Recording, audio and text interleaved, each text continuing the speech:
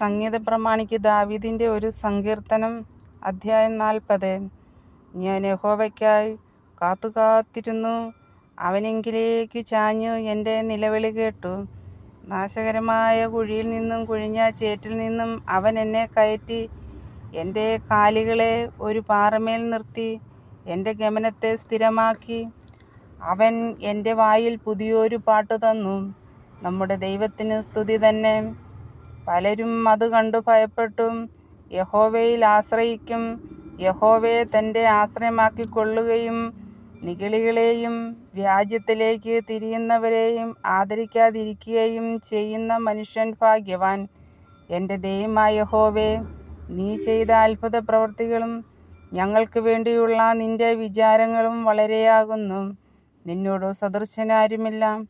ഞാൻ അവയെ വിവരിച്ച് പ്രസ്താവിക്കുമായിരുന്നു, എന്നാൽ അവ എണ്ണിക്കൂടാതെ വണ്ണം അധികമാകുന്നു.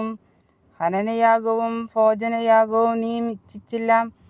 നീ ചെവികളെ എനിക്ക് തുളച്ചിരിക്കുന്നു. ഹോമയാഗവും പാപയാഗവും നീ ചോദിച്ചില്ല. അപ്പോൾ ഞാൻ പറഞ്ഞു, ഇതാ ഞാൻ വരുന്നു. പുസ്തകച്ചുരുളിൽ എന്നെക്കുറിച്ച് എഴുതിയിരിക്കുന്നു. എൻ്റെ ദൈവമേ, നിൻ്റെ ഇഷ്ടം ചെയ്യുവാൻ ഞാൻ പ്രിയപ്പെടുന്നു. നിൻ്റെ ന്യായപ്രമാണം എൻ്റെ ഉള്ളിൽ ഇരിക്കുന്നു. ഞാൻ മഹാസഭയിൽ നീതിയെ പ്രസംഗിച്ചു. അധരങ്ങളെ ഞാൻ അടക്കിയിട്ടില്ല. യഹോവേ, നീ അറിയുന്നു.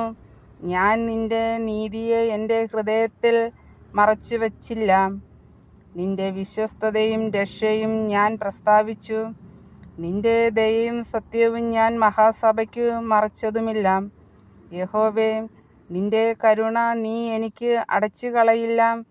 നിൻ്റെ ദയയും സത്യവും എന്നെ നിത്യം പരിപാലിക്കും. സംഖ്യയില്ലാത്ത അനർത്ഥങ്ങൾ എന്നെ ചുറ്റിയിരിക്കുന്നു. മേൽപോട്ടു നോക്കുവാൻ കഴിയാതെ വണ്ണം എൻ്റെ അകൃത്യങ്ങൾ എന്നെ എത്തിപ്പിടിച്ചിരിക്കുന്നു. അവ എൻ്റെ തലയിലെ രോമങ്ങളിലും അധികം. ഞാൻ ധൈര്യഹീനനായി തീർന്നിരിക്കുന്നു. യഹോവേ, എന്നെ വിടിവിപ്പാൻ ഇഷ്ടം തോന്നേണമേ. യഹോവേ, എന്നെ സഹായിപ്പാൻ വേഗം വരേണമേ.